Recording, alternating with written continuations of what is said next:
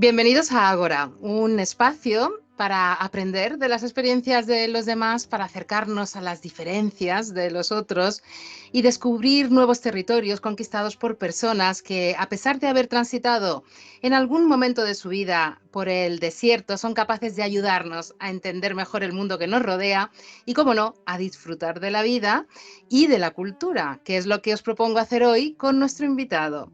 Acabo prácticamente de cerrar la última página de un libro que me ha entusiasmado. Estoy hablando del primer caso de Unamuno, de Luis García Jambrina, publicado con la editorial Alfaguara. Y para mí es puro Jambrina o puro Unamuno, depende de cómo se mire, porque el autor juega a difuminar un poquito las fronteras entre los personajes y la realidad, que se van confundiendo en un territorio donde la literatura, la filosofía y la filología no son repudiadas, ni muchísimo menos, y no sucumben a los aires de grandeza de las ciencias y de este nuevo dios que es la inteligencia artificial. El primer libro que leí de Jambrina fue El manuscrito de barro, fue así como lo conocí. Esa fue mi iniciación en el universo jambriniano y a día de hoy en ocasiones siento el barro aún adherido a mis pies y es una sensación verdaderamente acogedora después de haber leído esa historia, porque eran mis pies los que transitaban por ese camino de Santiago del siglo XVI. Con el manuscrito de Niebla me perdí, igual que sus personajes, en la confusión de los protagonistas en esa época en que la imprenta podía convertirse en un arma letal o bien en una puerta hacia el conocimiento o la salvación, al menos en la Tierra. Con Muertos S.A., para mí fue todo un descubrimiento y significó la prueba irrefutable del espíritu cuentista del autor que nos acompaña hoy en Ágora. Me hizo saltar de historia en historia, más allá de la muerte y de la vida. Con Catherine Gallagher, en Así la guerra como la paz, descubrí el hedor y el dolor de la guerra de la independencia de España, en la que, como en todas las guerras, pierde el pueblo y la verdad. Y ahí también había barro, humedad, frío, que calaba hasta los huesos de los muertos en vida. Con La doble muerte de Unamuno, un ensayo coescrito con Manuel Menchón y publicado con la editorial Capitán Swing, me ayudó a entender por qué Unamuno había efectivamente muerto en dos ocasiones, una de ellas el 31 de diciembre de 1936, unos años antes de haber publicado una anomalía para algunos, que fue su obra Teresa, una obra con la que Jambrina juega en el primer caso de Unamuno para difuminar todas las fronteras entre la realidad y la ficción y reivindicar la libertad de la palabra, del pensamiento y del sentimiento, que nos invita a sentir el pensamiento y pensar el sentimiento, como nos indicaba Unamuno. Una obra que da voz a la España vaciada, como dice el autor, la España desahuciada. El pretexto inicial de esta novela, que ya nos va acercando a ella, es un hecho real. En otoño de 1905, el pueblo salmantino de Boada le escribió una carta al presidente de Argentina mostrándole su deseo de emigrar en bloque a este país. Este es el punto de partida de un thriller histórico que es un boleto a bailar el tango, como dirían los argentinos, entre el lector y la literatura, y donde Unamuno se convierte en un detective andante atípico que lee en secreto a Sherlock Holmes. Para hablarnos de los bastidores de esta magnífica novela, el primer caso de Unamuno, tenemos, como ya hemos avanzado, a Luis García Jambrina con nosotros. Bienvenido a tu casa, Jambrina. Encantado de estar aquí de nuevo. Jambrina, dinos, ¿cómo se encuentra Unamuno? Porque lo descubrimos al principio de la novela con un desasosiego, un aburrimiento, una especie de Tadeum Vitae, sin un enemigo a su altura. De repente se encuentra un caso que lo revuelve a la vida, que lo trae de nuevo a la sensación de vivir, a las emociones, al desasosiego también. Y de repente ahora, ¿dónde está? ¿Cómo se encuentra? Sí, es verdad que Unamuno como Holmes necesita acción, necesita un rival, necesita un caso que lo estimule y lo saque de lo que es la vida diaria y cotidiana. Y bueno, eso es lo que hago un poco en esta novela, ponerlo en muchas dificultades, en muchos bretes, en muchas complicaciones, y no solo por el caso que tiene que investigar, sino también por todas las circunstancias que lo rodean y que rodean su propia vida, porque en ese momento es rector, y claro, un rector que tiene que representar a la universidad, tiene que ocuparse de su gestión, pues no puede bajar a la arena y ocuparse de esas cosas, ¿no? Ocuparse, por ejemplo, pues de los pobres campesinos de Boada que están condenados a emigrar porque no tienen otra cosa que hacer en el pueblo. Ellos no quieren irse. Bueno, y eso, algo que Unamuno hizo lo que realmente siempre hace, lo que siempre hizo, que es buscar la verdad.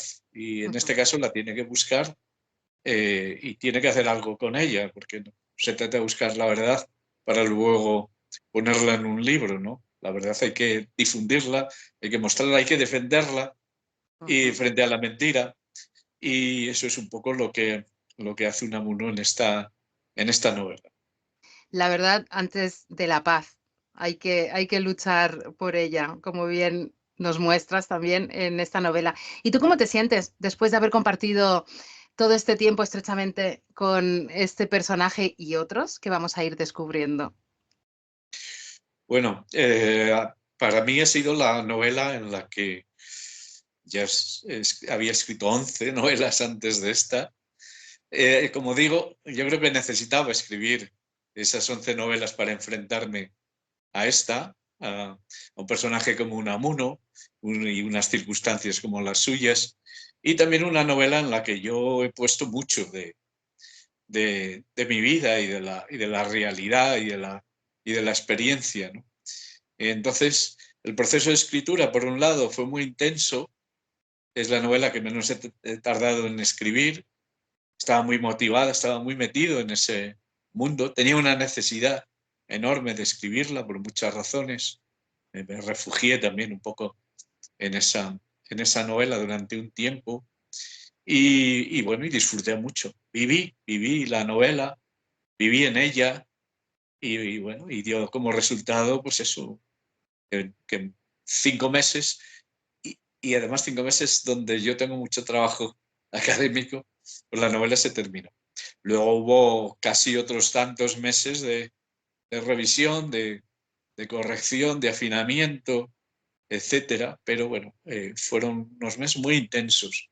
Y luego, pues viene, a mí lo que más me gusta de todo el proceso literario es escribir. Ujú.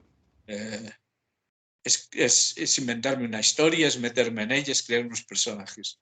Pero bueno, tengo que decir que en el proceso de corrección, que fue duro, pues también disfruté, porque todo iba cobrando forma, iba entrelazando muchas cosas, cosas muy diferentes en esta novela, desde una intriga criminal, pues bueno, a toda una transformación del personaje de Unamuno con toda su complejidad, una historia amorosa, una historia de amistad, un trasfondo social que quería que estuviera muy presente, en fin, todas las cosas que había que entretejer y que luego no se podían notar los hilos, ¿no? Que podían quedar sueltos, etcétera. Pero bueno, también disfruté mucho con ese proceso. Y ahora estamos en el de eso que se llama promoción, que a mí no me gusta, pero bueno, es acompañar a la novela, al menos durante sus primeros meses de vida, acompañarla, a veces defenderla, a veces ampararla, etcétera, y bueno, y sobre todo estar ahí con ella hasta que ya queda en manos de los lectores y las lectoras,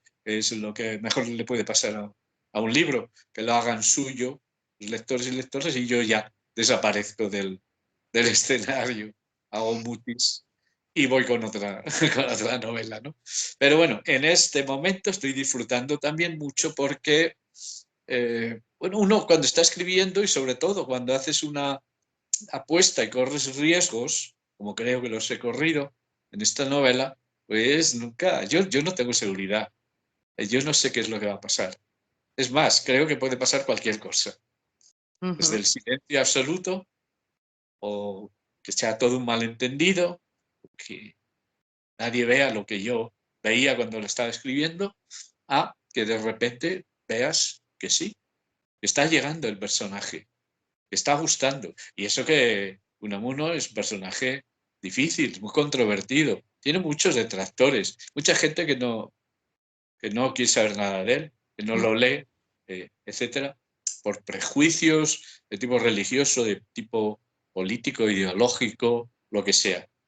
Y bueno, y cuando ves que ese personaje está llegando, que la gente entra en ese juego que tú estableces, que de alguna manera es un juego que está también en la obra de Unamuno, jugar con la realidad y la ficción, etcétera, que nunca estén claros los límites entre una cosa y la otra, etcétera. Bueno, pues es una satisfacción enorme para mí, porque te tomaste un riesgo muy grande y ves que al final pues conseguiste más o menos, nunca queda uno satisfecho, pero bueno, más o menos aquello que buscabas intuitivamente.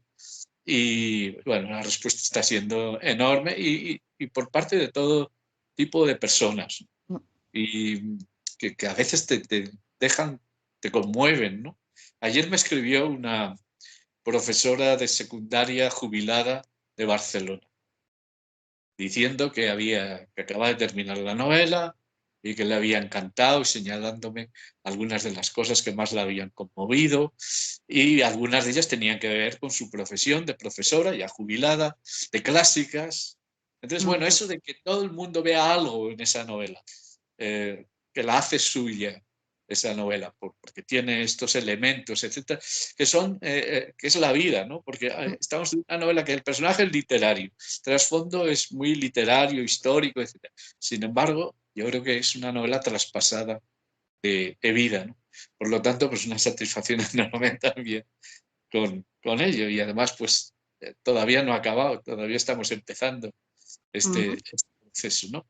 No me he metido con ninguna otra obra porque quiero disfrutarlo, asimilarlo bien, porque claro, como ya se ve desde el título, pues tengo la intención de que haya más novelas con una protagonista.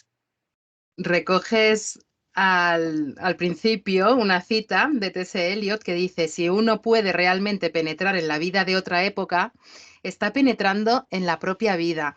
Y se puede extender también en si uno puede penetrar en una novela como esta, está penetrando también prácticamente en las entrañas del autor. ¿Qué opinas de esto? Te has hecho a ti mismo inmortal, en cierta manera, porque estás ahí. Ya, ya lo veremos. Pero bueno, sí, de esto habla la novela, ¿no? O sea, uno lo tenía claro, para hacerse inmortal tenía que entregarse, que hacerse palabra y hacerse obra y encarnar en sus personajes, hacer de sí mismo un personaje. Todo eso es lo único que te asegura eso que él llamaba inmortalidad o pervivencia, eternidad, como lo queramos llamar. Bueno, uno sin querer busca eso, busca eso también y sí, siento que yo soy esa novela, realmente. Siempre pasa, ¿no? Pero en este caso yo soy esa novela, yo soy Unamuno, soy todos los personajes y al mismo tiempo, pues todos ellos son yo o forman parte de mí y bueno, creo que uno ha encarnado un poco en esa novela, ¿no? Es la primera vez que lo siento así y bueno, y yo no lo hubiera dicho de propia intención, pero gracias a tu pregunta, pues puedo decir que sí. Pero esto es lo que esto es la literatura, esto es el lenguaje, ¿no? Hay una frase que no cito en la novela, es de un estudioso Unamuno, muy interesante, Pedro Cerezo Galán, del ámbito filosófico, que él habla de existir en la palabra. Eso es. O sea, existimos en la palabra. Si fuera de ahí no existimos. Porque incluso eso de existir en la memoria de los otros, permanecer, es por la palabra. Porque has dejado ahí una huella, una impronta que tiene que ver con el lenguaje. Y bueno, y ese es un poco el juego en el que yo he entrado, en el que yo he querido implicar al lector. Bueno, y realmente este es el juego en el que a mí me metió Unamuno desde que yo empecé a leer. Te iba a preguntar si has encontrado fácilmente el hilo del que tirar o te has quedado bloqueado en algún momento, pero escribiendo esta novela en 5 meses, imagino que es lo que tú dices, ha estado habitando en ti en cierta medida, hasta desembocar en la palabra escrita. Pues no, creo que no me quedé estancado en ningún momento, ¿no? Otra cosa es que, bueno, pues que dudaras y tirar por un lado, tirar por otro en algún momento, eh, etcétera. Pero sí, yo tiraba del hilo o el hilo tiraba de mí, ¿no? O los personajes. Esto es un tema muy unamuniano, el de la independencia del personaje literario, que se puede revelar contra el propio autor. Entonces, bueno, con Unamuno pues, podía pasar. De modo que yo nunca he tirado de él, he dejado que él creyera que estaba tirando de mí. Y eso con Unamuno, ¿no? Eh, Luego hay algún personaje que aparece en la novela que iba a ocupar un pequeño espacio y de repente se ha convertido casi en coprotagonista de la novela. Entonces, bueno, yo creo que un poco está ahí ese juego, ¿no? De tiras, pero no demasiado, le das un poco iniciativa a los personajes, ¿no? Y esa es la mejor manera de acertar. Mm. Eh, y bueno, luego ya en el proceso de corrección, yo creo que las correcciones no, ni siquiera ya están dictadas por mí, sino buscando un poco lo que es la coherencia de esa novela, que tú has ido a tientas, lo tanto has dejado hilos sueltos, incoherencias, y tratas luego ya de que todo encaje bien. Pero no me he quedado estancado en ningún momento. Era tal la, no sé, la necesidad de escribir la novela y me sentí tan implicado en ella que no. O sea, muchas veces lo que te pasaba es eso, que no tienes tiempo, que te gustaría quedarte ahí, tienes que ir a clase o acostarte para que al día siguiente estés un poquito cuerdo, pero nada más. Para contextualizar un poco la historia, que nuestros oyentes, las personas que no se hayan acercado aún al primer caso de Unamuno, entiendan de qué estamos hablando, nos situamos en diciembre de 1905 y describes ese momento en el libro de la siguiente manera. Según había constatado, el mundo había cambiado mucho desde finales del siglo anterior. Se estaba volviendo cada vez más incierto, inseguro e inestable. De ahí que ya no hubiera verdades absolutas. El concepto mismo de verdad estaba en tela de juicio, como lo estaban el de realidad, el de identidad, el de Dios y tantos otros. Por otro lado, la ciencia y el positivismo se habían revelado como instrumentos muy poco adecuados para desentrañar el sentido del universo y de la existencia. Y esto había dado lugar a una tremenda crisis que afectaba a todos los órdenes de la vida y del conocimiento y se extendía por todo Occidente. En España, la inestabilidad política de la Restauración agravada por la pérdida de las últimas colonias de ultramar, no era, pues, más que la manifestación de algo mucho más profundo y radical, algo que la hermanaba con el resto de Europa. De modo que el tan manido problema español era solo una forma de experimentar el mal de siglo y el vacío de un mundo cada vez más caótico y desencantado. Todo esto, como es lógico, llevaba años incubándose, pero las radicales transformaciones provocadas por los grandes avances científicos de las últimas décadas lo habían acelerado. ¿Qué actual que es? Si nos situamos en el día de hoy, estamos prácticamente en esa misma sensación. Podemos cambiar algunas palabras por ejemplo, tecnología, y estaríamos prácticamente en el mismo lugar.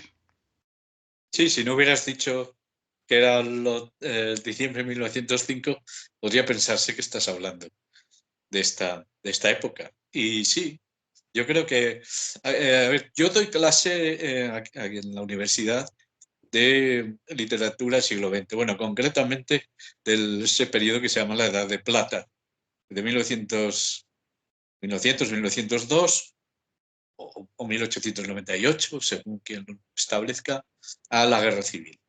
En ese periodo es interesantísimo, pasan muchas cosas. Y yo creo que se pueden establecer paralelismos con este otro periodo que nos ha tocado vivir. Yo creo que sentimos, pues los que nacimos en el siglo pasado, mucha perplejidad, estamos muy confusos, nos movemos en la incertidumbre, etcétera.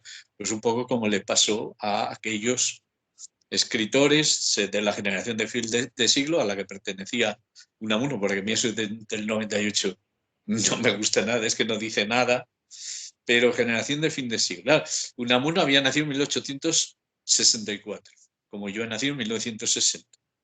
De modo que yo ya he vivido 40 años en el siglo XX. Él vivió 36. Curiosamente, 36 en el siglo XIX y 36 en el siglo XX. Justo. ¿Verdad? Entonces, bueno, pues eso. Yo tengo un pie en el siglo XX, otro en el siglo XXI.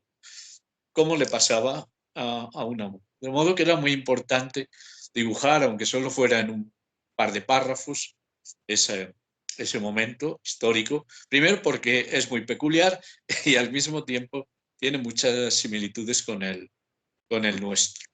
Y bueno, y es que lo más fascinante es que Unamuno es, dentro de los escritores intelectuales españoles, el que mejor encarna en su vida y en su obra ese momento, esa crisis de fin de siglo.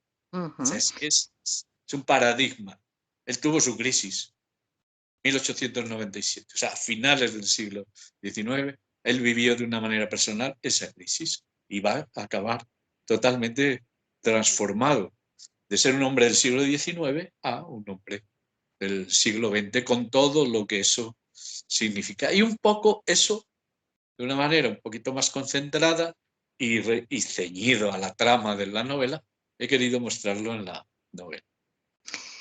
En ese contexto tenemos al pueblo de Boada, como hemos dicho al principio, que quiere emigrar en bloque a Argentina porque no podían seguir cultivando sus tierras y viviendo del campo como lo habían hecho hasta ese momento por la reforma que hubo en ese momento agraria. Y actualmente también, por hacer una analogía, nos encontramos en un momento en que el campo se está revelando y está manifestando que no van a poder continuar en estas condiciones. Encontramos aquí también ese malestar. Espero que no se dé una situación como la que se da y que vamos a ver dentro de un momentito en Boada. Bueno, esperemos que no, pero cosas están pasando. Están Muchas. pasando en el sector agrario, precisamente. Mm, Ahora mismo, no hace un mes, ahora mismo. O sea que sí, paralelismos los hay. Vivimos en una época también de restauración, mm, de restauración monárquica, etcétera. O sea que hay muchas similitudes que yo he querido, sin decirlo. Yo no comento nada, o sea, mi narrador no comenta, pero de alguna manera ahí está eso, ¿no? mm. Y entonces hay analogías. Una de ellas, la que has señalado, es la que da lugar al caso Boada, que es eso, ¿no? Lo que llamamos hoy la España vaciada, eh, mejor llamada España vacía, o, o España desahuciada, como la llamo yo. Eso empezó entonces. Entonces quedaron muchos pueblos y aldeas de algunas provincias españolas, concretamente de Salamanca, totalmente vacías. Ahí hubo una reconversión del campo, pues que sus tierras de labor se convierten en grandes dehesas para la cría de ganado, sobre todo de toros bravos, también de ganado porcino, etc. Y todo eso está ahí aleteando un poco en la novela. De hecho, la situación que investiga Unamuno y el crimen se produce ahí, no podía producirse en otra parte ni en otro momento. A mí me disgustan mucho, esto lo digo entre paréntesis, esas novelas o películas que se cuentan, que se sitúan en tal sitio y tal época, pero que se podrían situar en cualquier otro. No. O sea, si eliges un espacio y eliges un periodo de tiempo, como es en este caso el pasado, pues que la historia que cuentes no se pueda contar más que referida a ese momento, ¿no? Y bueno, y eso es lo que pasa ahí, en Boada, en el campo salmantino, en ciertas comarcas, que pues, se producen unas circunstancias que dieron lugar a hechos como el que se narra en la novela, que no sucedió exactamente en Boada, pero sí sucedió en un pueblo no muy lejos de Boada. Yo lo que hago, que esto es muy frecuente en literatura, pues eso, condensar dos cosas que suceden en sitios y momentos diferentes en una sola, como a veces condensamos dos personajes en uno solo. Antes de adentrarnos en la trama, ¿por qué crees que se alude en diferentes ocasiones al J'accuse de Zola con respecto a Dreyfus, que fue injustamente acusado, y no se saca a colación a Unamuno jamás cuando fue una persona muy implicada, porque sí que se implicó, no en el crimen, que como has dicho, es una licencia que te has tomado para la trama, pero en el caso de Boada sí escribió un artículo y algunas personas apuntan incluso que ese artículo pudo ser el motivo de que lo echasen en un momento dado del Sí, rectorado. años después, efectivamente. Sí, sí. Bueno, es que, claro, ahora a lo mejor no somos conscientes, encima con la mala prensa que a veces tiene Unamuno, peor. Pero es que en vida de Unamuno sí que se establecía ese paralelismo y sí que muchas veces se refieren a él de a ciertos artículos que publicó como eso, el yo acuso. Y no lo hizo una vez, lo hizo muchas veces. Sí. Una de ellas esta, si es que el artículo que él publica, que es en respuesta polémica a uno que había escrito Maeztu, es que eso, es una acusación en toda regla. O sea, es una defensa de la gente de Boada, a la que Maeztu había llamado antipatriotas y cobardes, y una acusación ¿de quién? Pues de los verdaderos culpables, de los que eran antipatriotas según Unamuno, que eran el gobierno, que había permitido y auspiciado la venta de bienes comunales cuando no estaba además legitimado a hacerlo, y claro, los terratenientes, en este caso el terrateniente que compra esas propiedades y que provoca una concentración de la propiedad, que era uno de los grandes males que Unamuno denunciaba, de privatización de la tierra. Tierras que han sido públicas y que se privatizan. Y luego, claro, eso empieza ahí.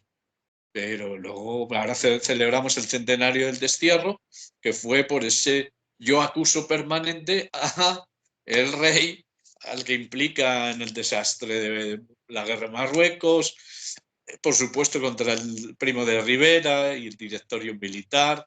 Eso es lo que hacía justamente Unamuno continuamente. Un padre de familia numerosa, catedrático, rector, etcétera, y sin embargo ahí estaba permanentemente acusando, diciendo las verdades que nadie se atrevía a decir.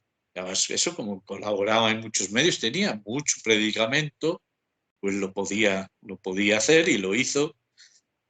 Y hasta que llegamos al año 36, que siguió haciéndolo con todas las equivocaciones que pudiera cometer, porque Unamuno no era Dios, no era omnisciente, a Unamuno también se le podía engañar y lo engañaron, pero enseguida corrige el rumbo y lo corrige a base de bien, pero luego todo eso se silencia y no se entiende cómo fueron esos últimos meses de la vida de Unamuno. O se le quita importancia o se le mitifica. No hay que mitificarlo. Si lo que hizo fue heroico y al mismo tiempo trágico y quijotesco. Un Quijote. Pero fue también eso, una persona que estaba ejerciendo de intelectual continuamente, con esos yo acusos permanentes con todo tipo de cosas, no para defender al gremio de los catedráticos, no, para defender a los campesinos, como le ocurrió. Y efectivamente, él no solo fue en Boada, luego empezó a promover campañas agrarias, a las que se fueron sumando otros catedráticos intelectuales. Y ahí es donde parece ser que ya lo cesan como rector, porque los nombraba a los rectores el ministro de Instrucción Pública. O sea que se jugó la carrera, se jugó todo y al final se jugó la vida por hacer eso. Lo que tiene que hacer un intelectual, lo que hoy día debería hacer un intelectual, que se preciara de ser, acusar públicamente, no en nombre del partido contrario, no, no, ahí sin ideologías, diciendo la verdad en cada momento, aunque vaya contra ti, y es Unamuno lo sabía muy bien, dentro de él pues se guerreaban diferentes posturas, diferentes yoes, no era de una pieza, y él lo tenía asumido. Y ese Unamuno lo vamos descubriendo en el primer caso de Unamuno.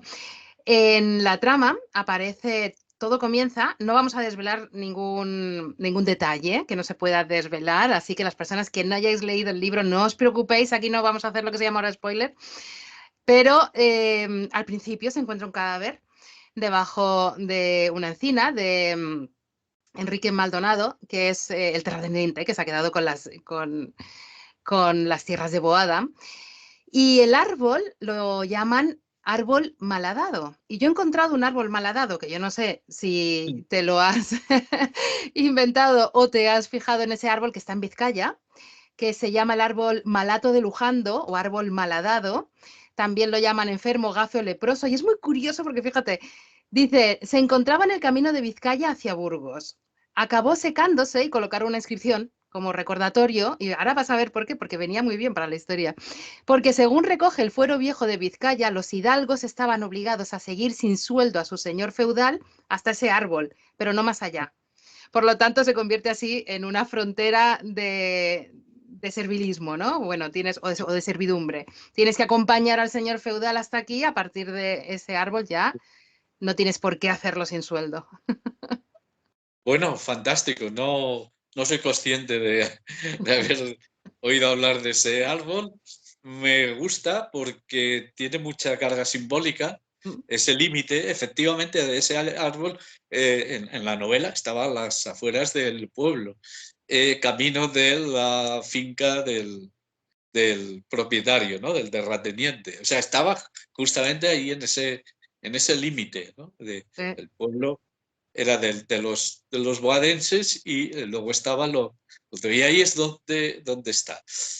Tengo que decir que este detalle de que el cadáver aparezca debajo de una encina a las afueras del pueblo tiene que ver con el verdadero crimen que a mí me inspiró, que es el de Matilla de los Caños del Río, que así se llama este pueblo, y que efectivamente en el año 1880 mataron a un capataz, no al propietario. ¿Por qué? Porque los propietarios generalmente no iban a ver sus tierras. Iban a cazar alguna vez con sus amigotes, pero no iban. Compraban a distancia a través de alguien, de un capataz, de un procurador, lo que fuera, y no iban. Entonces mataron al capataz y lo dejaron a las afueras del pueblo junto a una encina, marcando además territorio, porque en Matilla el terrateniente no solo se había quedado con las tierras, sino también con el pueblo entero, con sus calles y sus casas.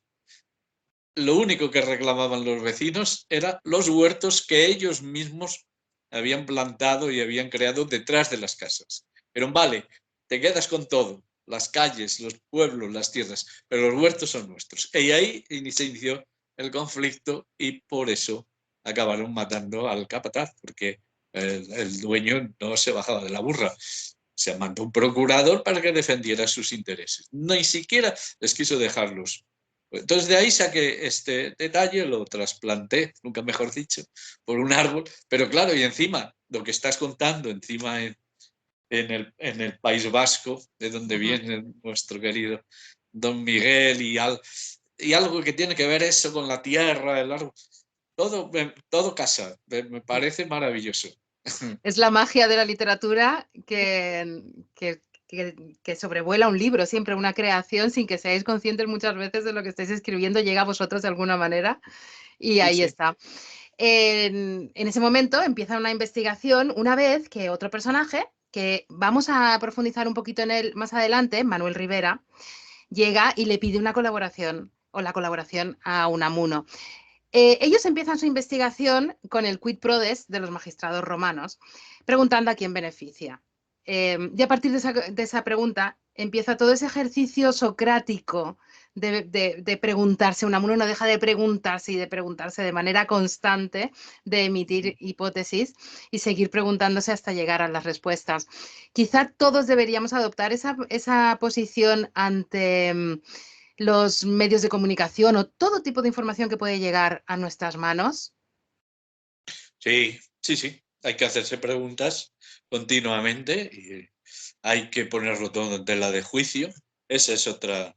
Unamuno lanzaba esas acusaciones en nombre de la verdad, pero buscaba la verdad siguiendo ese método socrático, ¿no? Y bueno, y el lenguaje, el propio lenguaje, ¿no? Buscar en el origen, en la etimología, en los usos de las palabras te revela mucho sobre la realidad, sobre una sociedad, sobre algún hecho, ¿no? Entonces, eso, él busca la verdad a través de las preguntas. O sea, realmente el buen investigador no es el que da respuestas, sino el que hace las preguntas adecuadas y no para, y sigue haciendo y nunca para, y vuelve a poner de juicio lo que antes había pensado hasta llegar a la verdad. Ese es el método que un poco, bueno, he intentado eh, traspasar a la novela y que tiene que ver pues con su formación. Claro, estamos ante una persona primero que es un catedrático de clásicas, conoce muy bien el lenguaje y los orígenes del lenguaje, en este caso pues el castellano y los orígenes de las palabras del castellano, y eso le da cierta ventaja. Es un pensador, es un filósofo, etcétera. O sea que no solo es la observación o el método científico, no. Él reúne ahí muchas características. Le da mucha importancia también al mundo de las emociones, de los sentimientos. Esto también es muy unamuniano a partir de determinada fecha, etcétera. Pero sí, el método, ese es el método adecuado, ¿no? Para ir haciendo que salga a la luz de la verdad, como la comadrona ayuda a que nazca el niño, ¿no?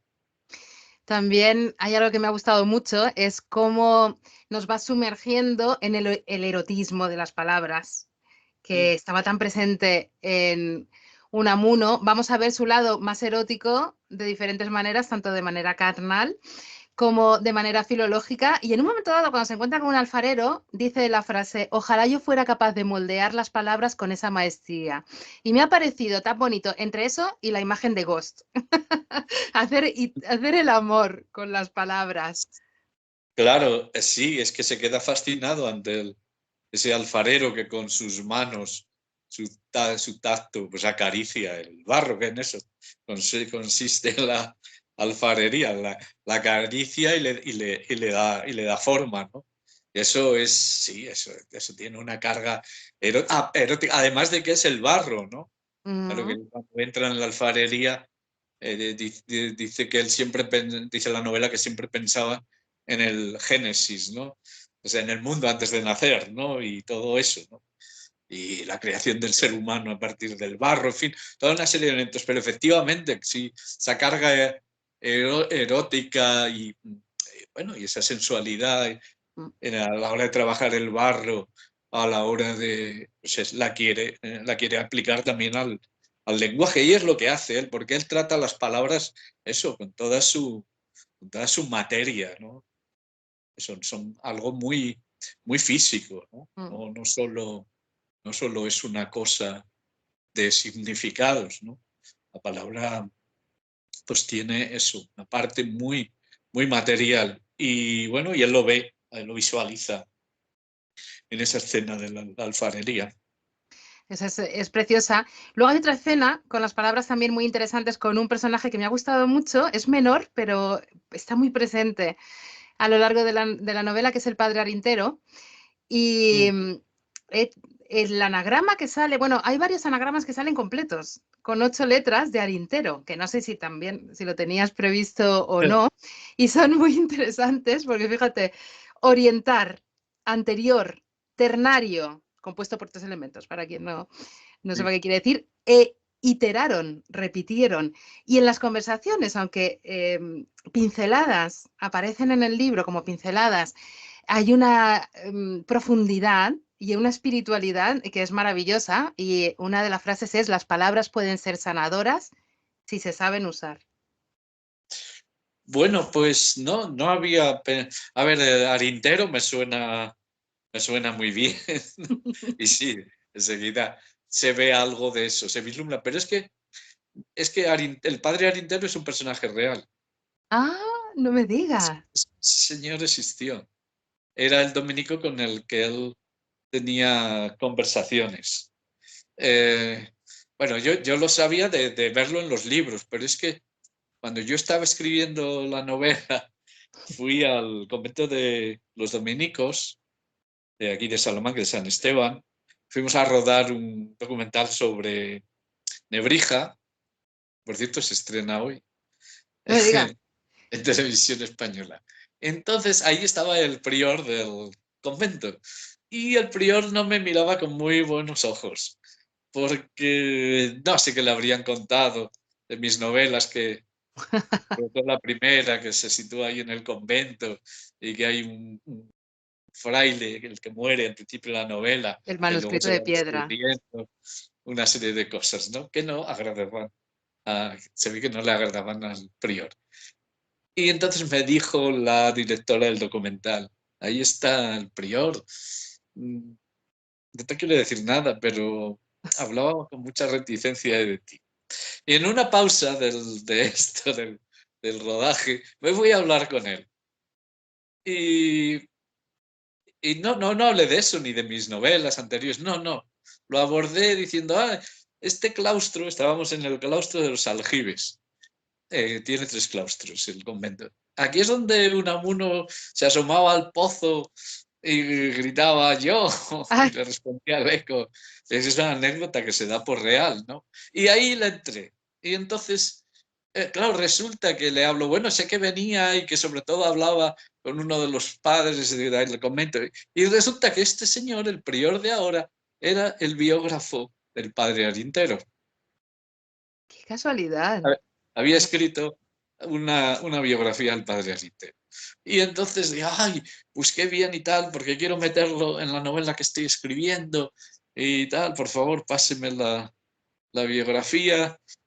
Y me contó algunas cosas del padre Arintero. O sea que es un personaje real. Pues a mí me Que sonaba tuvo tan bien que una digo, importancia. Eso parece inventado. Al revés que lo del árbol, que parece que lo has tomado de la realidad, y te lo has inventado y luego coincide con la realidad. Pero en este caso y claro, esa relación de Unamuno con este, no es el único cura con el que tuvo muchas conversaciones. Le gustaba mucho hablar con los curas, pero era un poco provocador, ¿no? Porque siempre estaba a ver cómo, con lo de la fe. Yo es que quiero creer, pero no. Y entonces el padre Alintero decía: bueno, pues tiene usted que hacer esto y lo otro. Pero Unamuno venía en plan racionalista, porque todavía no había dejado su racionalismo atrás. Y este hombre ya se enfadaba un poco, porque claro, ya le he dicho lo que tiene que hacer y tal. sí. La fe no es una cuestión de la razón, o se tiene o no se tiene, pero hay cosas que ayudan a tenerla. Bueno, pues ese era el padre Arintero, un Ujú. personaje que yo quería meter en la novela y lo pude meter porque me topé con el prior. Y ya además me congracié con el prior. Pues fantástico, así. Además es que tiene mucha sonoridad, es muy Sí, sí, sonoro, suena a música, Arintero, parece que... sí. De hecho, lo poco que supe, no me leí la biografía entera, pero lo poco que supe de este señor me lo hizo muy sugerente, Ujú. donde creo que venía de la parte de Asturias, en fin, toda una serie de cosas. Dije: ahí hay un personaje de novela. Y luego eso, el apellido, pues eso parece que te lo has inventado Ujú. y que estás transmitiendo pues algunas de las cosas que tú has dicho, porque claro, todo en Unamuno, todo parece que todo tiene su sentido. Pero no, esto te lo brinda la realidad. Mm. Si hablamos de personajes, ahora sí. Manuel Rivera es abogado y recurre a la ayuda de Unamuno en un momento dado y por momentos se convierte un poco en ese Orfeo de Niebla, porque es testigo de los soliloquios prácticamente de Unamuno, o incita en un momento dado a que Sí, hable, sí. pero son más bien tipo monólogos ahondando en los conceptos y en los sentimientos que cualquier otra cosa. Y también se convierte en testigo de su dolor por una suerte de amor. Sí, bueno, el personaje es un personaje importante. Al principio es el ayudante. Todo detective tiene un ayudante, pero yo creo que cubre más funciones dentro del texto. A ver, el hecho de que sea un abogado y que haya un abogado ahí también tiene que ver con la realidad. Hubo un caso, el caso Malladas, del que un alumno mío, exalumno quiero decir, escribió un libro que tuvo bastante éxito. No sé si fue el año pasado, hace 2 años. Los crímenes de Malladas.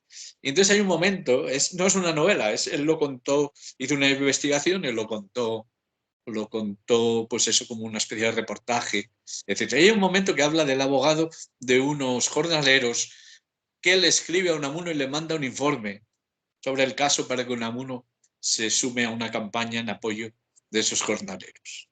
Eso a mí ya me inspiró para lo de el caso Boada y la defensa. Pero bueno, eso es lo que hizo él, Uh -huh. en todo caso, cuando publicó aquel artículo. Entonces, bueno, pues eso.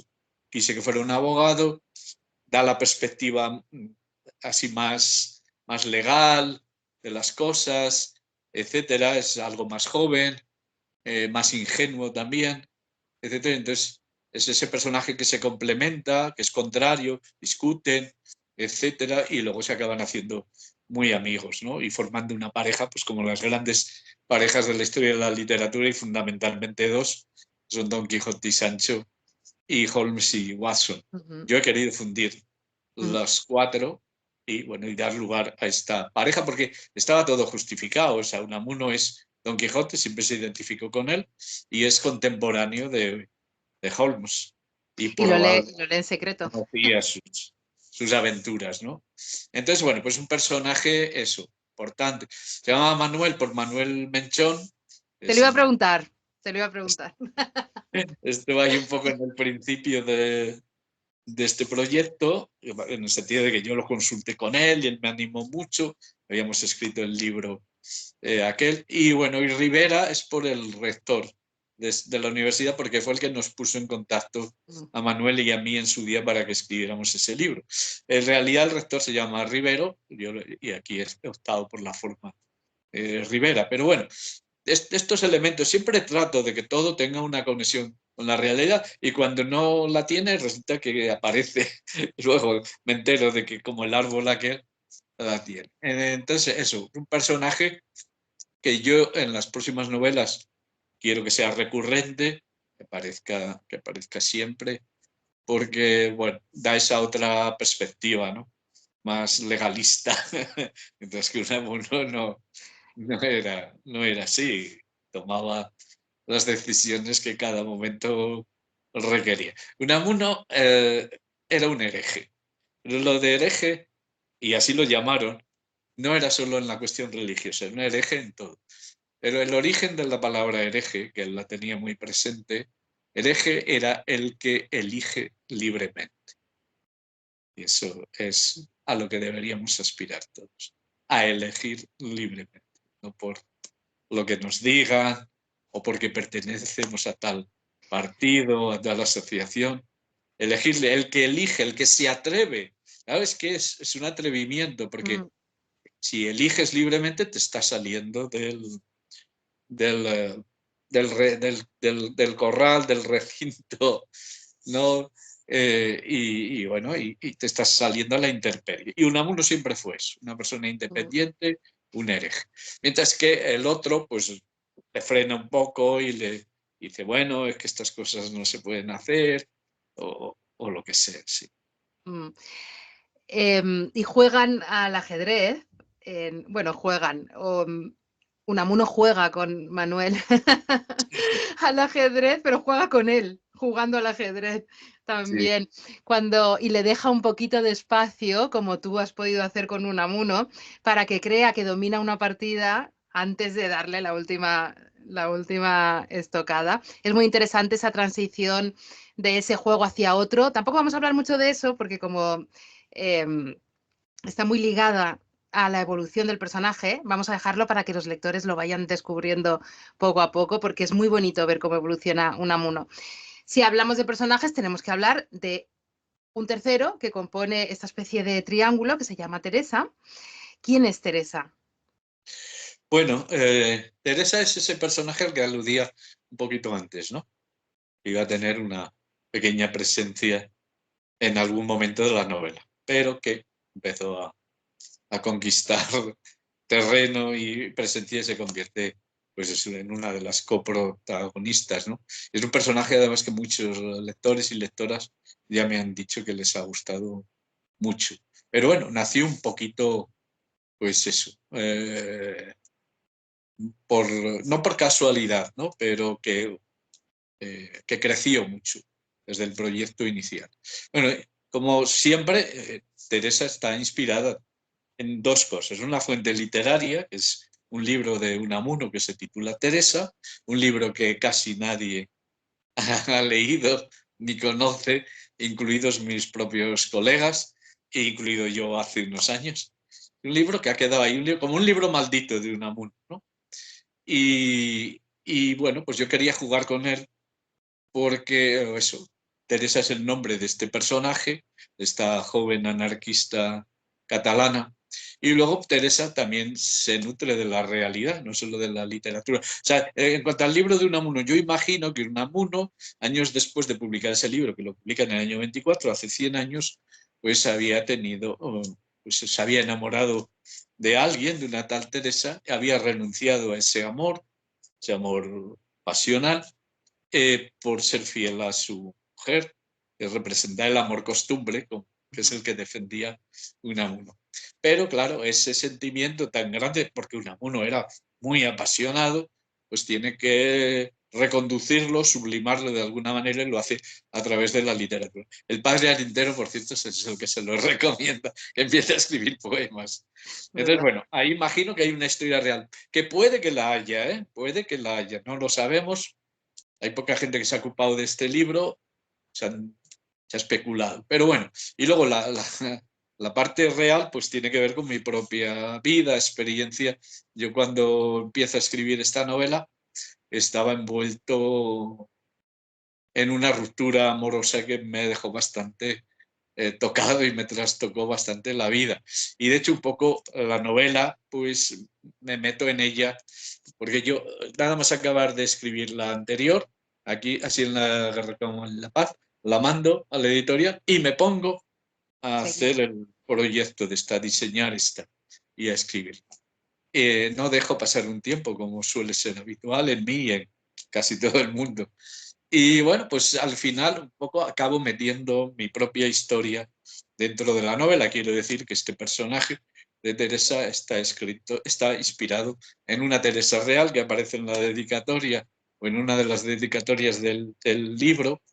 Y un poco yo lo que traté, claro, lo que traté no era el proyecto, pero quiero decir, me doy cuenta ahora de que lo que hice fue, pues eso, acrecentar este personaje un poco, primero como un homenaje último a esa persona con la que acababa de romper, y segundo como prolongar un poco más, uh, pues la convivencia con esta persona dentro de en este caso dentro de una novela, ¿no? Y bueno, pues eso es un personaje escrito, si se me permite el tópico, con el corazón o con las entrañas, y creo que eso lo están notando lectores y lectoras que yo no les pregunto, lo dicen Ujú. espontáneamente. Entonces, bueno, pues en todo caso esto es coherente con todo lo demás que hemos dicho, una novela que nace de la realidad, nace de la imaginación o nace de la literatura. Pues en un escritor, eh, todos los juegos que él hace intenta incorporarlos a la novela. Es eso, la vida, y la vida es una mezcla de ficción y de realidad. A mí el personaje de Teresa me ha hecho pensar por momentos a Milady de Winter, de Dumas, un poco por ese aire misterioso cuando se van a encontrar bajo la lluvia con un paraguas, pero ese ambiente, ese aura un poco que la rodea, está ahí. Tenemos ahí un poco a esa Milady. Sí, sí, sí. Un personaje aunque nazca de la realidad y del libro de Unamuno, que es un libro, por cierto, muy, muy romántico y beckeriano, el de Teresa, pues sí quería que tuviera este misterio, que yo además es una cosa que siempre asocio al amor, Mm, misterio, ambigüedad, juego también un poco con el tópico de la mujer fatal, eh, reescribiéndolo. O sea, todo eso, también ese activismo político, esa inteligencia que tanto deslumbra a mm. Unamuno, ¿no? Y ese valor para, pues eso, para decir la verdad y enfrentarse a los poderosos, todo eso. Pero sí, sobre todo ese misterio y la aparición ya del personaje Sí. tiene todo ese elemento, la lluvia, todo eso, ¿no? Y luego se sigue jugando a lo largo de la novela con ella, hasta el punto de que Unamuno no acaba de tener bien claro qué es lo que ha pasado ahí y cómo es realmente esta mujer. Lo desconcierta tanto que desconfía también un poquito de Mm, ella, o oye cosas sobre ella, pero sí, bueno, lo pasé muy bien, construyendo este personaje y esa relación. mm. Se nota. Sabía que me estaba metiendo en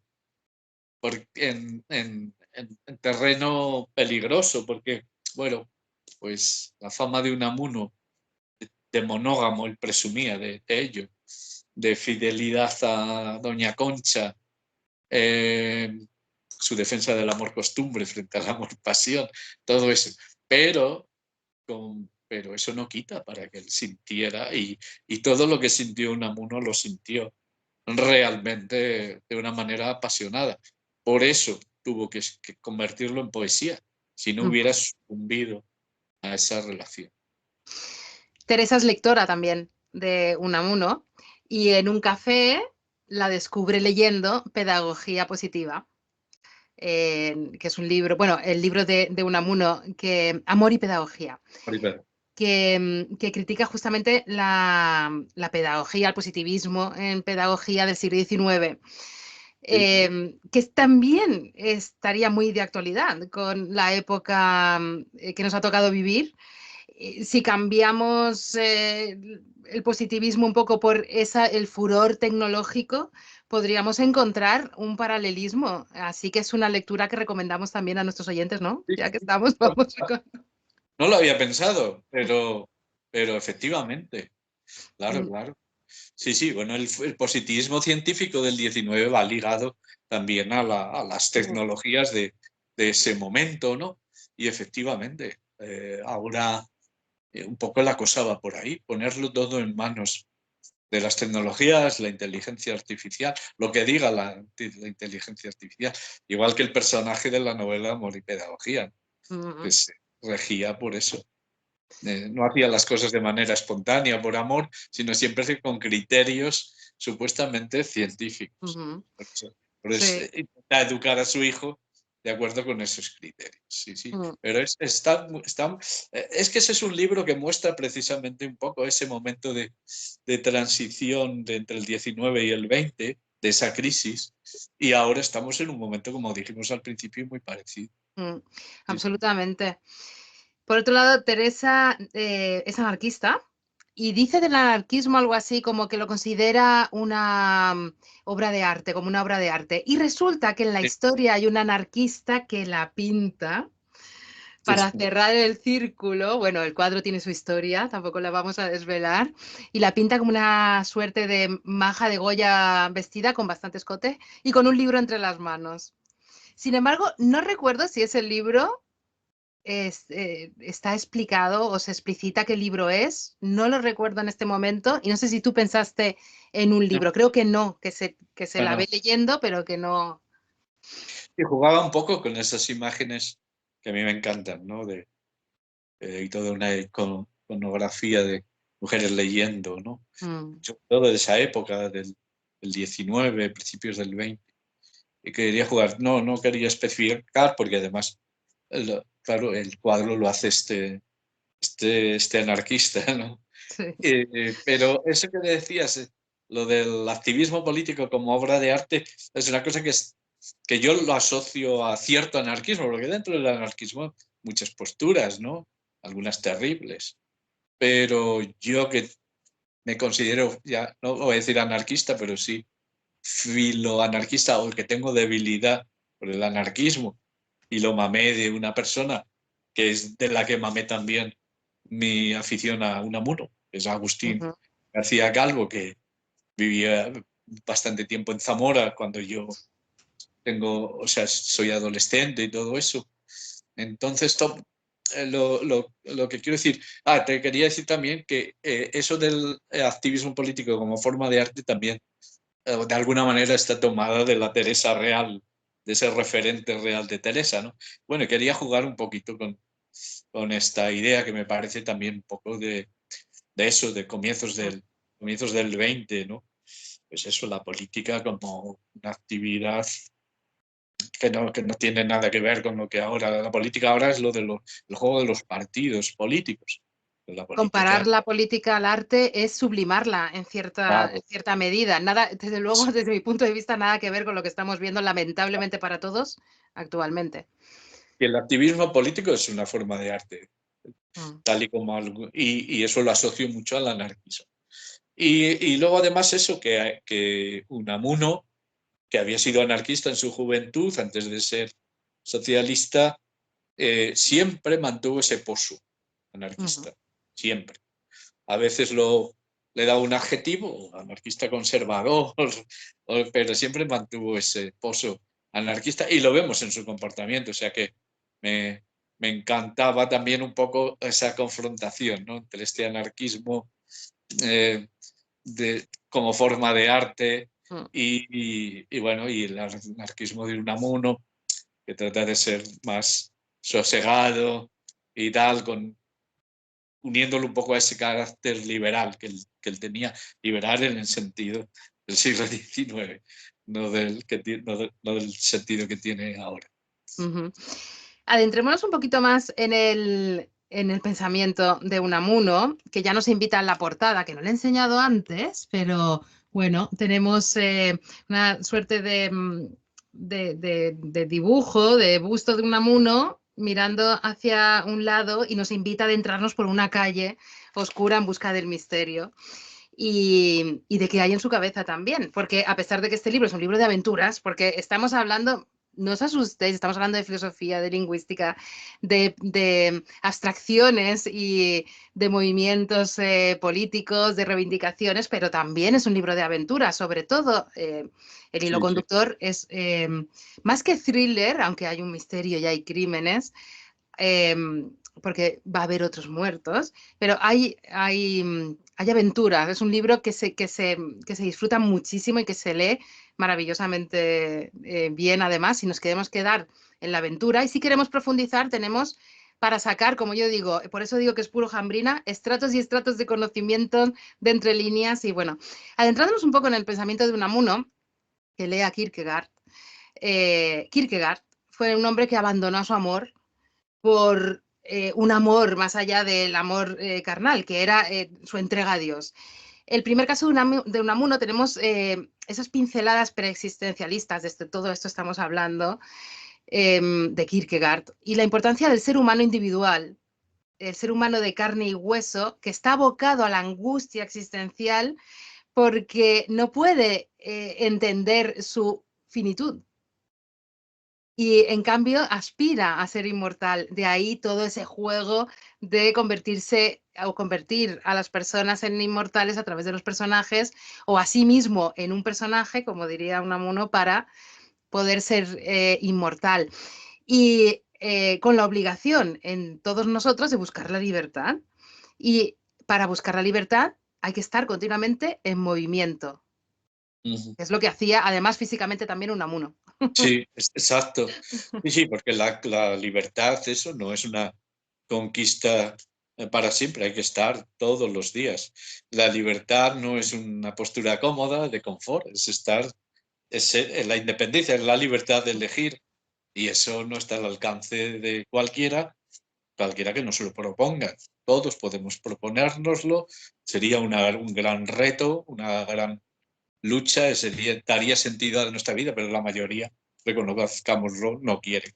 Quiere estar en la zona de confort, renuncia a su libertad, renuncia a los sueños, aparte de los sueños, etcétera, al espíritu aventurero, a salir a los caminos, y Unamuno no, Unamuno era lo contrario, y tiene que ver exactamente también con la filosofía, y por eso él es uno de los precursores también en esto, ¿no? De ciertas corrientes de pensamiento, porque eso, ¿no? las vivió y las encarnó en su vida, y bueno, y están presentes en su obra. A su manera, esa manera que hemos dicho, ¿no? De estar siempre cuestionándolo todo, haciendo preguntas, etcétera. Y tiene que ver precisamente con ese carácter de uno andariego, caminante, que aparece mucho en la novela, entre otras cosas porque es un mundo rural y tal, pero él camina, tiene las grandes zancadas, como si está mucho tiempo encerrado, tiene que salir, aunque solo sea ahí al campo de San Francisco, que estaba cerca de su casa, o a la carretera de Zamora, etc. Y siempre estaba haciendo excursiones. En cuanto tenía vacaciones o días libres, se escapaba con amigos, subía montañas. Bueno, pero todo eso tiene que ver efectivamente con esa actitud existencialista, que a veces, pues eso es renunciar también. Él renunció con toda su conciencia, lo hemos visto antes en el amor, ¿no? Renuncia al amor pasión por el amor costumbre, pero lo hace de una manera consciente, y luego habría que ver esos episodios de amor pasión, cómo los llevó, porque claro, como solo sabemos de una persona que estuvo enamorada de él, y él reiteradamente no le hizo caso, nos creemos que ese fue su patrón de conducta durante toda la vida, y a lo mejor no fue así, a lo mejor esa persona no le interesaba, pero a lo mejor hubo algunos que sí le interesaron, y no es que se dejara llevar, pero seguro que tuvo sus conversaciones con ellas, etcétera, ¿no? A lo mejor las respuestas están en Teresa.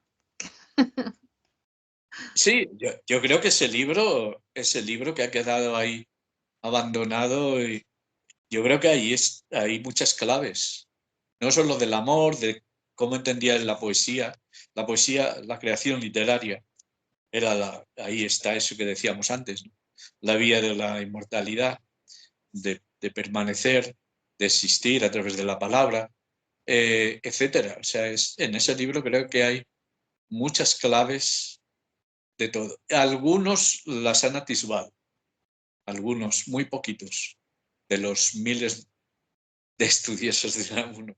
Entonces ese libro hay que rescatarlo, y por eso lo he querido meter en la novela, y por eso esta mañana he terminado una introducción a una edición que vamos a sacar aquí de ese libro. Una edición conmemorativa, pero he querido ponerle un estudio donde yo reivindico ese libro, diciendo, pero en primer lugar, que no es un libro de poemas, una nivola, y tiene sentido dentro de las nivolas de Unamuno, y ahí está todo, o sea, su concepción de la poesía, del amor, etcétera, etcétera, y de todo lo demás. O sea, que es un libro importante también en ese terreno del pensamiento, de esas posturas. En él dice eso, porque estamos en la época de las vanguardias. Cuando escribe ese libro era el año 23, de las vanguardias. Todavía el ultraísmo español estaba coleteando. Y él dice, bueno, los ultraístas y esos ismos, sí, los programas son muy... Pero luego, en la práctica, nada. Y dice, y yo no soy de programas, yo no soy de programas ni de preceptos. La poesía es herejía. ¿Sí? Es admirable. Si tú crees que si Unamuno hubiese tenido WhatsApp, lo hubiesen echado de todos los grupos en los que pertenecía. Si hubiera cerrado la cuenta, lo tengo súper claro. Totalmente. Cada canal nuevo pues genera también sus mecanismos de defensa. Y a él, claro, es que él era muy, o sea, era muy poderoso en cuanto al manejo y en cuanto a decir las verdades. Y eso no se hubiera tolerado, no se toleró en su momento y ahora menos. Mm. Se le hubiera callado de otras formas distintas. Ahora ya generalmente no es necesario meter a nadie en la cárcel, ¿no? Aunque casos hay. Pero siempre hay formas de acallar a una persona y con él se hubieran ejercido. Pero él hubiera seguido y seguido y seguido. Si no es por ahí, hubiera ido por Por allá. otro camino. Sí, sí. Y bueno, es lo que le pasa cuando muere, ¿no? Es una persona a la que no se la podía comprar, no se la podía sobornar, no se la podía amedrentar. ¿Qué haces con una persona así? Si quieres acallarla, no queda más remedio que neutralizarlo, dicho finamente, o dejándolo fuera de juego. Entonces, pero bueno, lo gracioso es que en las redes sociales, bueno, yo solo conozco una realmente, ahí tenemos a Unamuno continuamente citado y apareciendo, me parece maravilloso. Y yo que estos días he estado colgando algunos tweets que hablan un poquito del destierro y bueno, Que suscitan. aprovecho para invitar a la gente que nos esté escuchando y viendo, y lloviendo, y si está lloviendo también, que lleguen al Twitter de Jambrina, porque Jambrina está poniendo, pues como está diciendo, fotografías, está hablando de algunas anécdotas y es muy interesante el extender el libro, ¿no? A las redes. Y es muy curioso además. Sí, sí. Más que no se trata de promocionar el libro, sino extenderlo. Un Ujú. libro tiene que ser algo vivo, aparte de un objeto estético que lo es, etcétera. Algo vivo que está ahí, que tiene que tener ramificaciones. El libro nace de la vida y tiene que volver a la vida. Si no, vale. Hablando de vivo, vamos al pensamiento vivo de Unamuno. En una conversación que tiene con Manuel Rivera, Manuel Rivera le dice: al escucharlo se me antoja usted una enciclopedia andante. Y dice: nada más falso. Rechazó él con firmeza. Una enciclopedia, al igual que la simple erudición, es como un cementerio del conocimiento, esto es, algo muerto, estéril y embalsamado. Yo abogo por la palabra viva, el pensamiento vivo, ese que nunca se detiene ni cesa de cuestionarlo todo, ni siquiera a mí mismo. Retiro entonces lo de enciclopedia, pero no lo de andante, pues observo que no se cansa nunca de caminar. Porque estoy acostumbrado a ello, explicó don Miguel. Para mí, el contacto con la tierra y el aire es vital. Caminando me siento libre, libre y abierto a todo. De hecho, parte de las vacaciones las paso haciendo excursiones con los amigos por el campo y la montaña. Tendría usted que verme ascender hasta las cumbres y descender por los desfiladeros. Qué bonito es eso de la palabra viva, el pensamiento vivo que habita en Unamuno, en continuo movimiento. Ya lo hemos abordado un poco, pero es fantástico. Y leerlo en esta historia, además, que también nos invita a adentrarnos en la investigación, que está viva, que, Ujú. que se bifurca como la vida y sí, que nos sorprende. Sí, sí. Claro, el pensamiento vivo, muy importante. Mm. El pensamiento que no se detiene nunca. Es que todo cuadra en Unamuno. Sin embargo, tiene fama de ser contradictorio, en ese mal sentido de la palabra. Que ahora dice esto, luego según le pete o según por provocar. No, es que si el pensamiento no para, ahora está aquí, luego está allá y tiene que someter a juicio lo que ha dicho antes. No es que que pretenda decir las dos cosas y menos al mismo tiempo. Es el pensamiento, como decía la canción de Aute, ¿no? El pensamiento no puede tomar asiento. Bueno, el pensamiento es estar de paso, siempre de paso. Ujú. Es eso del pensamiento, es que Unamuno es el que más lo ha encarnado. La otra persona que de alguna manera hereda esto es Agustín García Calvo, que he mencionado antes, ¿no? siempre hablaba de esto, ¿no? La voz viva, el pensamiento vivo, la poesía viva. Y Ujú, yo creo que eso de alguna manera lo mama en Unamuno. Además, el padre de García Calvo era amigo de Unamuno. O sea, yo siento un poco como algo que llega hasta mí, ¿no? ujú. Unamuno, García Calvo y yo en mi adolescencia, que no me perdía ni una sola charla de Agustín, que me leí todos los libros de García Calvo, que escuchaba todos sus programas de radio, que a veces incluso le discutía algunas, algunas cosas, porque me parecía que él se paraba y no seguía cuestionando, etcétera. O sea, eso es una cosa fundamental. Y esto hay que ver también en otra persona que también es muy importante en mi vida, quiero decir, dentro del mundo literario, y además que casualmente también es de Zamora, como García Calvo, ¿no? Y cercano a Unamuno aquí en Salamanca, que es Claudio Rodríguez. Claudio Rodríguez hablaba también de esto, ¿no? De la palabra viva, de la contemplación viva. Mm. O sea que también he visto que Claudio mamó mucho la obra de Unamuno y en la poesía de Unamuno. O sea que eso es algo fundamental. Eso es algo fundamental. La palabra viva, el pensamiento vivo, que no para, Mm. no coagula, no cristaliza en ideas. Exactamente, como un jardín. A mí me gusta equipararlo siempre a un jardín. Y esto que decías es muy bonito, lo de que todo confluye, ¿no? Hasta llegar a Unamuno y luego de Unamuno a este libro. Y las personas que vais, o los que vamos leyendo a otras personas, vamos asimilando parte de esas personas dentro de nosotros.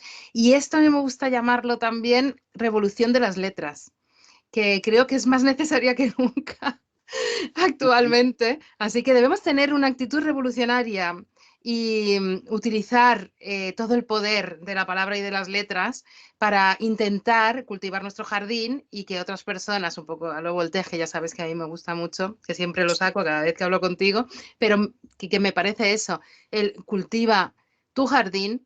No te preocupes en el jardín de los demás, pero con tu jardín vas a dar ejemplo a otras personas que va, Ahí, ese es el efecto contagio y es revolucionario, el contagio es muy revolucionario. exactamente. Y ahí has logrado que concuerden dos cosas que parece que no pueden concordar, que es la lucha social o la perspectiva social con lo individual. Unamuno Exactamente. era un gran individualista, defensor del individuo. Él se define a veces como un solitario, Pero pero no esto idiota. no, no idiota, eso, el que se aparta de los demás, no. Y eso no está reñido con tener un espíritu crítico, ser un luchador, estar con la sociedad, estar con los campesinos. Es que él lo encarnó eso. Ujú. O sea, aquí no se trata de decir yo opino, no, no, es que él lo hizo. Entonces hay que eso, cultiva tu jardín y que sirva de ejemplo a los demás. Si Exactamente. todos cultiváramos libremente nuestro jardín, pues al final todo el mundo sería un jardín Mm, y no, totalmente. y no un destrozo, como está siendo, ¿no? Muchos de los males que nos que acontecen en nuestra época, pienso que vienen de la mala interpretación de las palabras o el desconocimiento de las palabras. De la misma manera que se desconoce qué es una contradicción y se cree que es pues lo que has explicado tú antes, ¿no? Que en Unamuno estaba muy presente, pero era porque él estaba en evolución. Cuando estás en evolución, no eres la misma persona ayer que hoy. Entonces es posible que avances en tu pensamiento. Eso es evolucionar. Si no, estaríamos involucionando o convirtiéndonos en cualquier otra cosa, pero no en seres pensantes.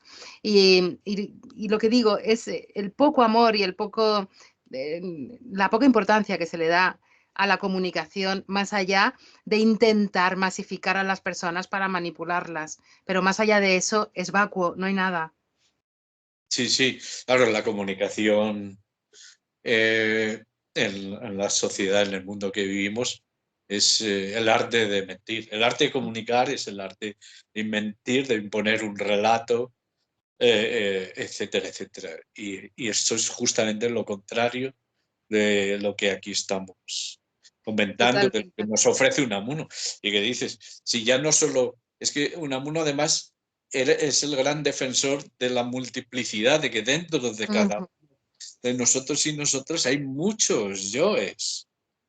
Es que para empezar no somos un yo único, inmutable, sino un yo múltiple y que está cambiando continuamente. Absolutamente. O sea que es ejemplar en todos los sentidos, ¿no? Y bueno, y se da la circunstancia también, pues eso, como eso que plantea Unamuno, pues eso luego lo vemos en otras personas. Por ejemplo, acabas de mencionar la importancia que es conocer el lenguaje, el origen de las palabras. Mm. Para mí, no sé por qué, pero los grandes pensadores o aquellos que a mí más me han influido, sin que yo haya leído sistemáticamente a todos, que no es así, pero de los que yo he ido leyendo, los que más me han influido son justo aquellos que tienen un dominio del lenguaje y conocen la etimología de las palabras, el origen. Unamuno, García Calvo, cuando empezaba a analizar algún asunto, lo primero que hacía era eso, buscar la etimología de esa palabra, cómo luego se había ido transformando el sentido de esa palabra, etc. Y ya por salirnos del ámbito en castellano, pues hay Nietzsche, por ejemplo, ¿no? Mm. Pensador, eso que tenía también un conocimiento del griego y del latín enorme, enorme, y eso le daba, lo capacitaba y le daba esa libertad que también él tenía, incluso para equivocarse, ahí no vamos. Mm. Pues bueno, para mí estos tres pensadores de diferente tipo están unidos por eso. Primero, por hacer un pensamiento vivo. Segundo, por lo importante que para ellos era el lenguaje, el origen de las palabras, la etimología, porque conocían, porque todos ellos de alguna manera eran profesores Mm. de griego o de latín, eran humanistas, vamos. Tenemos ese humanismo y esa reivindicación en el libro, pero no vamos a decir nada más porque la verdad se encuentra también en los clásicos, pero ya no podemos ir más allá de en la conversación, lo haremos fuera de micrófono, pero efectivamente es una de las reivindicaciones y también le va a servir en un momento determinado a Unamuno para llegar a ciertas conclusiones. En sus reivindicaciones dice en un momento determinado que podría considerarse que el pueblo no es en verdad soberano más que en las revueltas y en los motines. Lamentablemente, volvemos otra vez a hacer una equiparación con nuestro tiempo. Que se ha cedido la soberanía, no Totalmente. precisamente a los más capacitados, a los más sabios, como en algunas culturas o antaño podíamos ver en algunos lugares, no, sino a los más necios, a los más macarras. Porque esta mañana lo pensaba, antaño, cuando yo era joven, un macarra era un macarra. Mm. Y ahora los macarras se han metido en política. Esa es la Da, cuestión. da vergüenza La ajena, pero soberanía la hemos delegado en los peores, no en los mejores, sino en los peores. quizá hay un, sí, quizá hay un paralelismo en el momento que empezamos a desprestigiar o estigmatizar la palabra, las letras, empezó a horadarse este agujero, donde nos encontramos hoy un poco el agujero del conejo, Sí, sí, es de toda una Alicia. operación una operación de destrucción, de derribo. Por eso están quitando las humanidades. No, no hay ahí, no es algo, eso tiene un sentido. Y el descrédito de la verdad, de la era de la posverdad, todo eso, si es que todo es una operación de dominio absoluto. Y eso, ya hemos cedido la soberanía y ya está, ya no queda nada, ni siquiera la libertad de pensar, de Por el elegir. momento sí la tenemos. Si no la Bueno, manifestamos, la tenemos, depende de cómo sí, manifestemos una cosa u otra. En el primer caso de Unamuno, además ya casi para dejarlo, no te voy a robar más tiempo, que ya me estoy pasando de lo que te había prometido, pero sabes que soy un vampiro y yo a ti te robo el tiempo de No, manera continuada y tú claro. debes ya saber que esto va a ser así. Es que En, yo no lo veo como una entrevista, ya lo sabes, sino una conversación que yo tenemos. disfruto tanto que acabo de mirar la hora y digo, madre mía de mi vida, pobre Jambrina, que siempre le hago lo mismo. Pero es que déjame, por favor, que lleguemos a esto, porque la reivindicación de la mujer, qué bonito lo que escribes. Dice Unamuno, no obstante, déjeme que le diga que no se imagina lo que se pierde, pues la mujer es por lo general muy superior al varón. Está hablando a Manuel, que no tiene pareja, porque supuestamente, no lo sabemos muy bien, pero ha podido llegar de una ruptura o de algo que le ha pasado con Sí. alguna mujer. La estupidez masculina es una cosa formidable, lo queremos todo hecho, concluido, definido, formulable. Y la mujer está siempre haciéndose, siempre por hacerse, sin concluir nunca, indefinible, informulable, inclasificable, como la propia vida, como yo pretendo que sean mi pensamiento y mi forma de ser. Fíjense si son importantes las mujeres para los hombres. Deberían ser nuestro modelo, nuestro principal referente y acicate. Yo veo aquí, en estas palabras que en principio hablan de una mujer, la literatura. Yo he visto a una mujer que es la literatura enorme, con unos brazos abiertos, llena de luz y invitándonos a adorarla casi. Sí, sí, es la literatura, es la vida. Yo creo que esa cita, que por cierto es de Unamuno, ¿eh? Yo lo he tomado de Unamuno. Yo a veces retoco y tal, de acuerdo con mi manera de escribir. Hay que tener en cuenta que Unamuno eso escribía de una manera muy espontánea y tal. Pero la cita es suya, lo que dice, lo dice él. Me parece a mí también una cita maravillosa y que tiene que ver con muchas cosas que hemos dicho. Lo indefinido. Lo indefinido. No negarse, esto era muy de García Calvo y muy de Unamuno, negarse a que te definan, negarse a definir a nadie. Definir es encasillar, definir es reducir, definir es falsear. No, no, no. Hay que resistirse a que nos. Y él, y seguro que lo veía así, el hombre está ya más eso, es más definido, más limitado que las mujeres. Frente a esa apertura de Unamuno tenemos otro personaje, tampoco podemos andar en él, porque es muy divertido encontrárselo en la lectura, que admirando a Unamuno intenta convertir a Unamuno en otra cosa que no es Unamuno. Y es un juego dialéctico en un momento determinado donde Unamuno va a vencer, evidentemente, esto no es un spoiler porque es que era inevitable, pero es absolutamente muy, muy divertido. He soltado una carcajada mientras estaba leyendo porque es que es absolutamente maravilloso y encaja con todo esto que Sí, estás diciendo, ¿no? ahí Evitar encasillar. viene, en nombre del amor, de la amistad, viene el fan de Unamuno y que lo quiere limitar y encerrar en su limitada concepción de las cosas. Y Unamuno, que Es yo no. Y dice, sí, sí, sí, eso no va con usted, tiene que hacer esto. Pero bueno, me va a decir usted cómo soy Es yo. mucho, bueno, ocurre con otros, pero con Unamuno ocurre muchísimo. A veces los peores enemigos de Unamuno son los especialistas y amantes de Unamuno. Lo tienen ahí secuestrado y que no dejan que nadie abra las ventanas ni diga nada que no se pueda decir.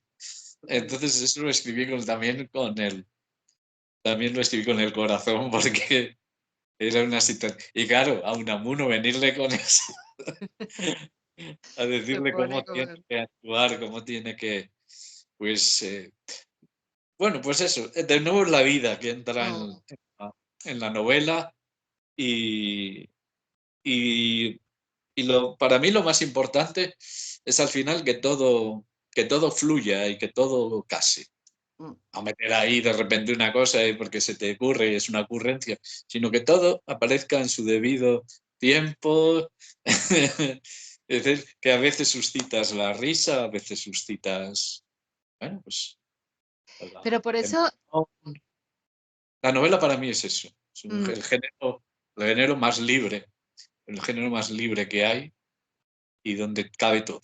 Y, y aunque yo no soy un novelista experimental, como sí que lo fue Unamuno, pero intento, al menos dentro de esto, pues la novela como el territorio de la libertad. Sí.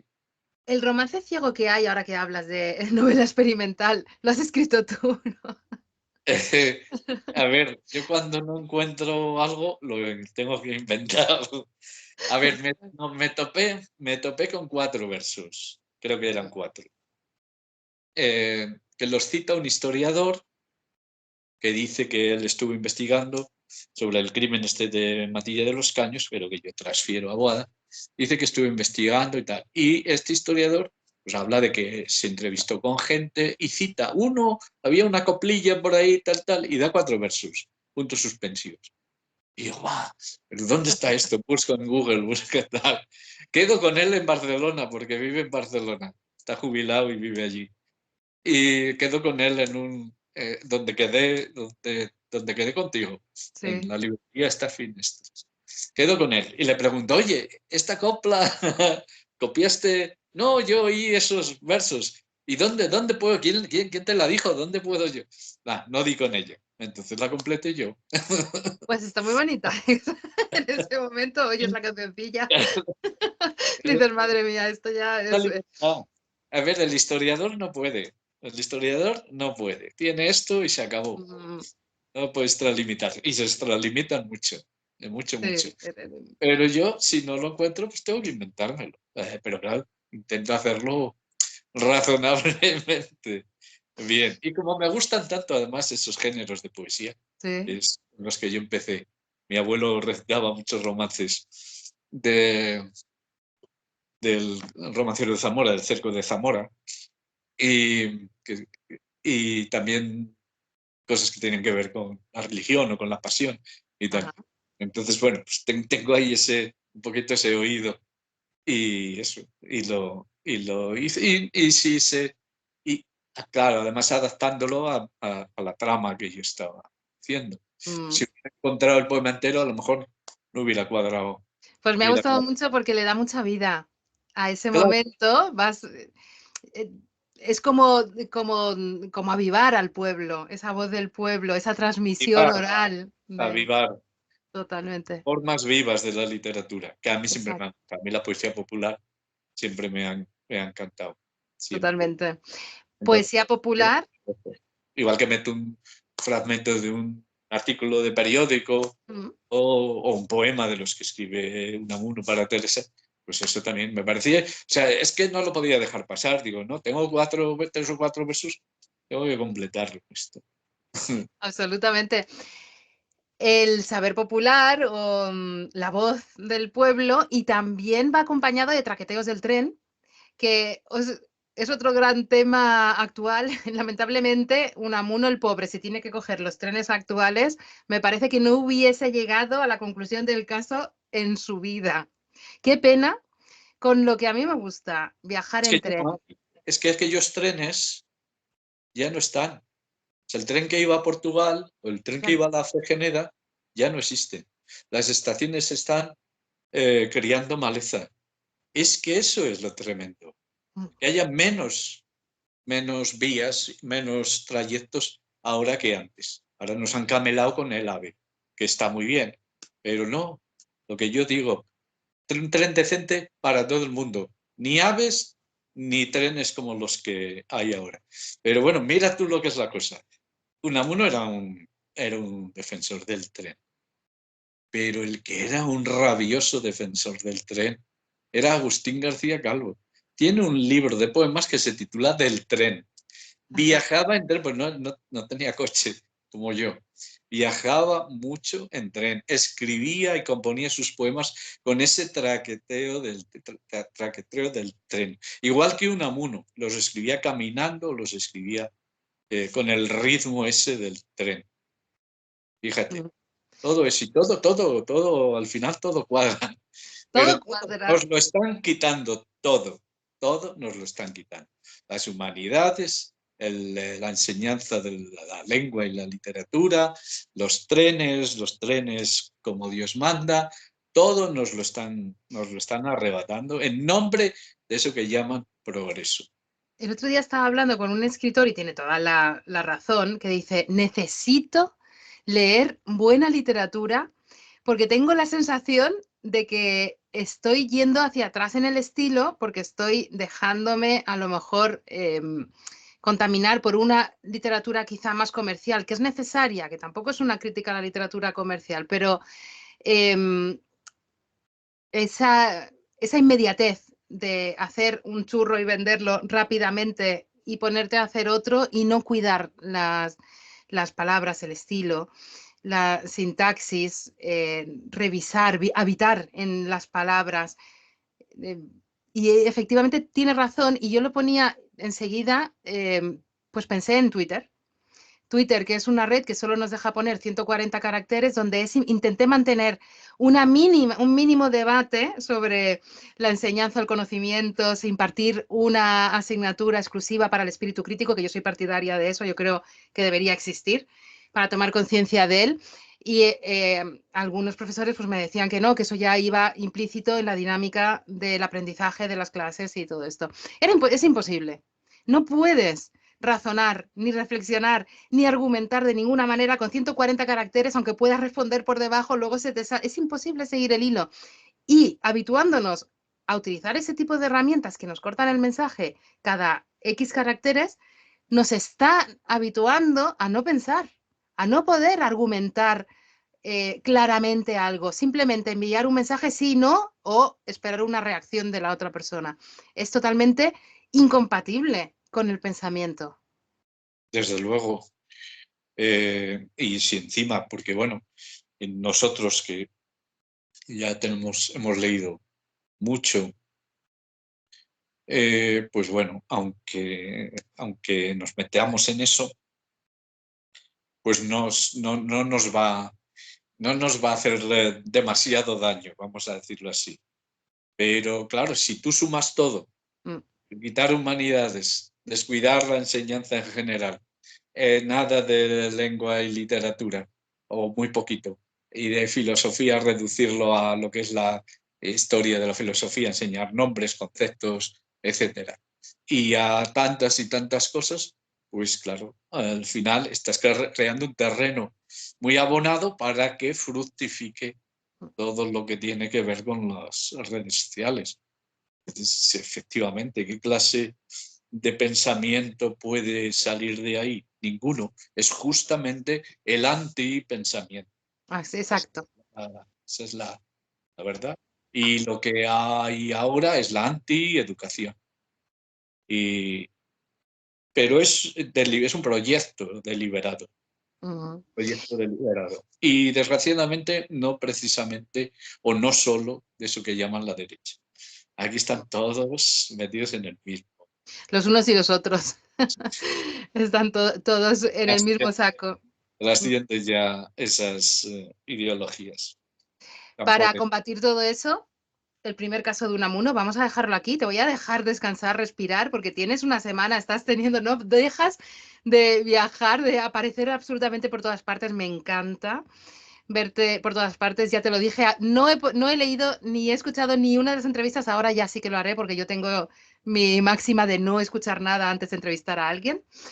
Eh, como sabes, en Bitácora consideramos, mis yoes y yo, porque estoy yo sola, que la libertad se halla en el conocimiento. Jambrina, como siempre, muchísimas gracias por hacernos más libres con el conocimiento, esta vez con el primer caso de Unamuno. Os lo recomiendo. No sabéis cómo, no sé, no, la verdad es que no puedo encontrar las palabras para recomendarlo. Es absolutamente maravilloso. Si os gusta Jambrina, es puro Jambrina. Si no conocéis a Jambrina, es maravilloso para conocerlo, vais a disfrutar, vais a aprender y podéis ahondar hasta donde queráis, porque es una puerta hacia la filosofía, hacia la lingüística, hacia la vida, hacia todo. Muchísimas gracias, Jambrina, ha sido genial tenerte. Gracias a ti por la lectura que has hecho del libro, que tengo un poco ahí como la lectora ideal. Y me preocuparía mucho si el libro no te hubiera conmovido y suscitado lo que te ha suscitado. Y bueno, y gracias, como siempre, por eso, por esta conversación, por tu saber preguntar, por tu saber matizar, por tu saber también comentar y añadir cosas. Un poco es eso. Esto las entrevistas deberían ser conversaciones que un poco parece como que han salido también de la novela. Un libro tiene que generar ondas expansivas y, y aquí desde luego ha ocurrido. Y bueno, y en estos viajes que tengo que hacer, pues también voy a intentar que surjan ondas expansivas. Unamuno va a ir a muchos festivales de novela negra. Oye, he visto, sí, en festivales de novela, me encanta, que lo he visto hoy. Sí, sí, Pues, sí. me parece maravilloso. Ya hemos estado en alguno, Unamuno y yo, estuvimos en Barcelona Negra y la verdad que con muy buen resultado y lo acogen muy bien. Y ahora pues vienen un montón más, algunos en los que no había estado nunca. Y bueno, me gustaría cerrar con una cosa, pues eso, de las ondas expansivas de los libros. Ayer, no sé si creo que no lo he contado o no ha salido. Ayer me escribió una profesora de secundaria Sí, jubilada, nos lo has dicho al principio y no te he preguntado por ello. Bien, bien traído. Te dejo. pues que terminaba dándome profesora de clásicas, ojo, de griego, agradeciendo las alusiones que hay a textos griegos, a la cultura griega, a la lengua griega. Bueno, me emocionó, porque claro, eso es muy importante. Estamos hablando de una persona que ha dedicado un montón de años a la enseñanza y que encima enseñaba lenguas clásicas, etcétera, ¿no? Y bueno, pues uno ve que que la novela cumple muchas misiones, ¿no? Te hace reír, te hace llorar, te enseña, te impulsa a buscar cosas. A ella le impulsó a leer el libro de Teresa, que tampoco lo conocía. En fin, esto, impulsar a hacer cosas, a decir cosas, a pensar, pero eso, de esa manera crística, como tú dices, y viva. Bueno, yo creo que es lo mismo, ¿no? El pensamiento crítico es el pensamiento vivo.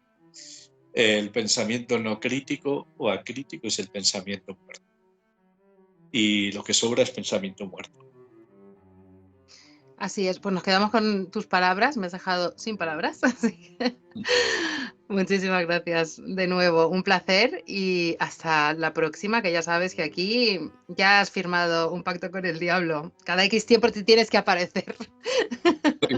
Pues lo hago encantado y si nos dejan las tecnologías.